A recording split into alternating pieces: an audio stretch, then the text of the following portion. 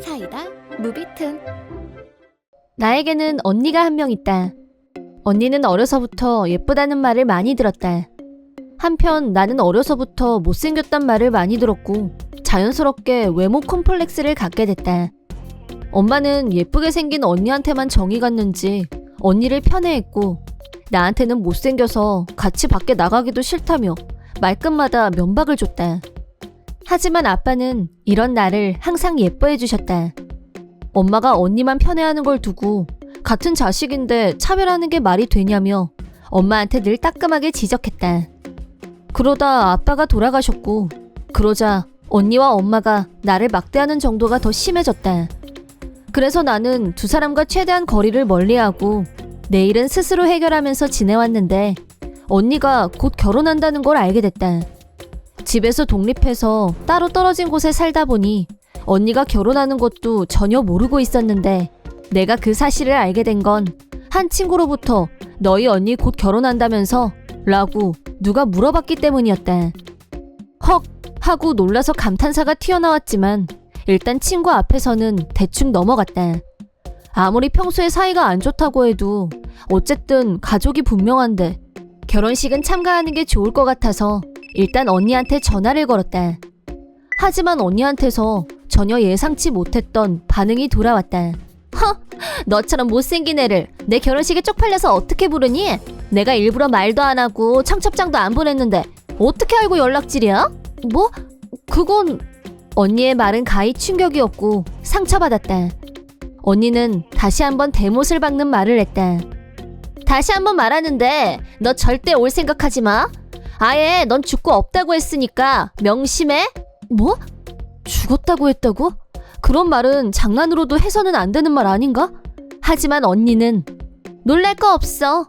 나한테 여동생이 있는 거 아는 사람도 있는데 결혼식에 안 오면 이상하게 생각할 거 아니야? 그래서 그냥 깔끔하게 죽은 걸로 처리했어. 솔직히 너같이 못생긴 애가 내 동생이라고 하면 사람들이 얼마나 속으로 비웃겠니? 그 창피를 어떻게 감당하라고. 언니의 말을 듣는 순간 날카로운 칼에 베인 것처럼 아팠다. 하지만 언니는 내가 받는 상처 따위는 애초부터 관심이 없어 보였고 자기 하고 싶은 말을 다 내뱉더니 더 할 말이 없다며 일방적으로 전화를 끊었다. 나는 내가 죽은 사람이 돼 있다는 사실에 너무 놀라서 얼떨결에 엄마한테도 전화를 걸고 말았는데 엄마한테서도 마찬가지로 믿기지 않는 말을 듣고 말았다. 네 언니 말 하나도 틀린 거 없다. 당연한 얘기 아니니? 네가 와서 네 언니 결혼식을 망치겠다는 거야 뭐야? 누가 너더러 진짜 죽으래? 결혼식 끝날 때까지 그냥 가만히 있으란 거잖아. 그게 뭐가 어렵다고. 엄마한테 더 독한 소리를 듣고 나니 거의 정신을 차릴 수가 없었다. 아무리 나를 차별한다고 해도 마음속 어딘가에는 나를 가족으로 아껴주고 있을 거라는 희망을 품고 있었던 나 자신이 한심해서 견딜 수가 없었다. 엄마와 언니는 나를 가족으로 여기고 있지 않았다. 이게 팩트다. 엄마는 언니 인생만 잘 풀리면 나는 어떻게 되든 상관없었고 그 사실을 적나라하게 확인하고 나니 눈물이 났다. 그렇다면 나도 앞으로 엄마 언니와 깨끗하게 손절하는 게 좋겠다고 생각했다. 그런데 바로 3일 후 언니한테서 라인이 왔는데 정말 이기주의의 극치를 보여줬다. 결혼식에 오는 건 절대 사양인데 축의금은 예외다. 너도 직장 다니는데 언니 결혼식에 100만 원 정도는 기본인 거 알지? 솔직히 너한테 나같이 예쁜 언니가 있다는 게 얼마나 영광이니? 너도 나 때문에 득본 게 한둘이 아닐 텐데 나한테 은혜를 갚는 게 당연한 거 아니겠어? 라는 내용이 적혀 있었고 대체 내 인생에서 가족이란 뭘까 생각하지 않을 수가 없었다. 만약 아빠가 살아계셨다면 아빠는 어떤 말을 했을까? 아빠라면 언니와 엄마를 절대 용서하지 않았을 거다. 하지만 이제 아빠는 이 세상에 없다. 아빠도 없는데 이런 취급을 받으면서 가족이라는 신락 같은 끈을 붙잡고 싶지 않았다. 내 결론은 언니가 보낸 라인 따위는 무시하고 내 인생을 즐기자는 거였다. 그리고 언니의 결혼식 날 초대받지 않은 나는 평상시처럼 출근했다. 그런데 뜬금없이 언니한테서 전화가 왔다. 축의금을 내지 않은 것 때문에 그러는 건지 지난번에 들었던 폭언을 또 듣게 되는 일은 피하고 싶어서 아예 전화를 받지 않는 게 좋겠다고 생각했고 전화를 무시했는데 몇 번이나 반복해서 걸려오는 탓에 어쩔 수 없이 전화를 받았다. 그러자 언니는 부탁이니까 지금 당장 결혼식장으로 와달라고 했다. 갑자기 왜 태도가 180도 달라졌는지도 모르겠고 오지 말라고 못 박은 사람은 언니 아니었냐고 하자 언니는 지금 자기가 얼마나 곤란한 상황인지 얘기했다. 그러니까 언니는 자타공인 미인이었고 그런 이유로 SNS에서 인플루언서 비슷한 일을 하고 있었다. 당연히 자기 결혼식에 친분이 있는 유명 인플루언서들을 초대했는데 그 중에서도 제일 인지도가 높은 인플루언서가 언니한테 얼마 전에 자기 동생하고 같이 만나서 밥 먹었는데 오늘 왜 결혼식에 안 온 거야? 라는 말을 듣고 언니는 벼락을 맞은 것처럼 놀라고 말았다.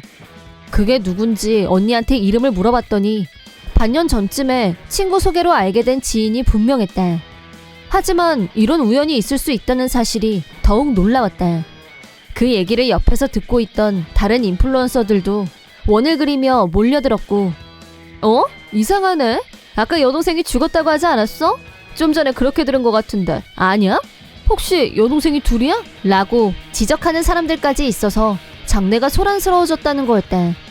분위기가 심상치 않다는 걸 알게 된 엄마는 급 당황하면서 당장 나한테 연락하라고 언니를 재촉했고 그래서 언니가 지금 나한테 전화를 걸고 있다는 거였다. 일단 혼란을 무마시키기 위해 죽었다는 건 그냥 장난으로 해본 말이라고 둘러댔고 동생이 늦는 것 같으니 전화 한번 해보겠다고 한 후 신부 대기실에서 급하게 연락하는 거라고 설명했다. 멀리 떨어져 있는 나한테는 무리한 요구였다. 또 바로 며칠 전에 나한테 했던 숱한 폭언들은 다 잊은 건가?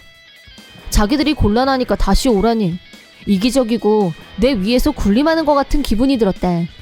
나는 당연히 노라고 대답했다. 나를 함부로 대하는 자들이 가족이란 이름으로 나를 도구로 이용하려고 하고 있었다. 나는 이용당하는 걸 알면서 그냥 당할 바보는 아니다. 안 갈 건데? 나 지금 죽은 사람이라면서 라고 하자 언니가 그 말은 취소할게. 그래 미안해. 근데 네가 지금 안 오면 내 결혼식이 엉망이 될 판이란 말이야. 그러니까 그냥 좀 와. 언니의 목소리는 절박해 보였지만 나는 안 간다고 다시 말하고 전화를 끊었다. 전화를 끊기 전에 전화기 너머에서 언니가 발광하고 포효하는 소리가 들렸지만 이미 나랑은 1도 상관없는 일이었다. 그 뒤로 일어난 일은 내가 예상한 그대로였다. 내가 결혼식에 나타나지 않자 사람들은 언니가 나를 죽었다고 하고 결혼식에 초대하지 않은 거라고 했고 하객들은 술렁거렸다. 신랑 측에서도 이게 무슨 소란이냐며 엄마한테 자초지종을 캐물었다. 급기야 신랑이 언니한테 어떻게 멀쩡하게 살아있는 동생을 죽었다고 할 수가 있어? 넌 정상이 아니야. 네가 그런 사람인지 미처 몰랐어. 실망이다. 이 결혼 없었던 걸로 하자. 도저히 못하겠다. 이 책임은 반드시 물을 거니까 그렇게 알아. 라고 파혼을 선언했고 언니는 그 자리에서 통곡했다. 신랑한테 매달리면서 몇 번이나 미안하다고 했지만 신랑은 언니가 매달릴수록 경멸하면서 사과할 거면 내가 아니라 네 동생한테 가서 해. 라고 했다는 걸 나중에 유명 인플루언서인 친구한테 들었다. 게다가 결혼식장에는 직업이 인플루언서인 사람들이 한둘이 아니었는데 인간성 바닥을 보여준 언니를 보면서 다들 선을 그었고 모든 지인이 친구 맺기 취소 등 손절 행렬이 이어졌다고 한다. 문제는 거기서 끝이 아니라 이번 사태가 인터넷에 돌면서 수많은 사람한테 욕을 먹게 됐다. 언니는 인플루언서의 위치를 상실했다. 그렇게 하루아침에 모든 것을 잃게 된 언니는 사람들 앞에 나서는 것도 꺼리게 됐고 정신적으로 병들면서 은둔형 외톨이가 되고 말았다. 그러자 엄마가 또 나한테 도와달라고 부탁했는데 제발 부탁인데 네 언니랑 사이좋게 좀 지내.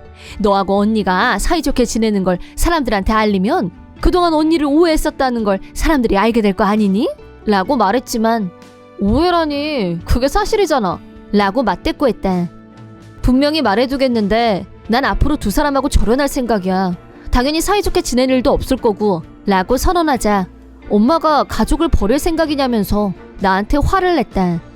먼저 가족을 버린 사람은 당신들이라고 말해주고 싶다. 나는 여전히 흥분해서 떠드는 엄마를 무시하고 전화를 끊었다.